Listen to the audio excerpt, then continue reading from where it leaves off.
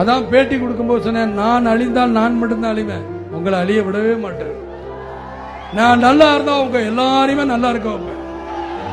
நான் சினிமாலேயே இருந்திருக்கலாம், வேண்டாம் வேண்டாம் பொதுநலத்துக்கு வந்தா நான் சும்மா இருக்க முடியுமா? இன்னைக்கு காலையிலிருந்து இங்கே தான் உட்காந்துருக்கேன்.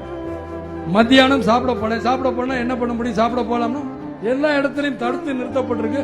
அங்கங்க வண்டிகள் பாக்குறேன், காட்டுக்குள்ள வண்டி இங்க நான் பார்த்து நானே அசந்து போயிடுறேன். என்னுடைய தொண்டர்கள் இந்த அளவுக்கு கஷ்டப்படுறாங்க, கொஞ்சமாவது இருக்க வேணும் அப்படிங்கறத என்னுடைய வாதம். நீங்களும் இப்படி இருந்ததானா நீங்க போய் ட்ரைனிங் ஆகி போலீஸா வந்தீங்க? ஏன் நம்மளுடைய மக்கள், ஏன் நம்மளுடைய அண்ணன் தம்பி நினைக்க மாட்டேங்கிறீங்க? அதை நினைத்தாலே நம்ம நாடு நல்லா இருக்கும். தயவு செய்து உங்களை எல்லாம் கை கூப்பிட்டு கேட்டுக்கிறேன், காவல்துறை பாதி நாட்டில் பாதி பிரச்சனை தீர்த்து வைக்கும். அது உங்களுக்கே தெரியாது. நிச்சயமாக நான் வரும்போது உங்களுடைய துறை மிக மிக சிறப்பாக வைப்பேன், எனக்கு ரொம்ப நம்பிக்கை இருக்கு.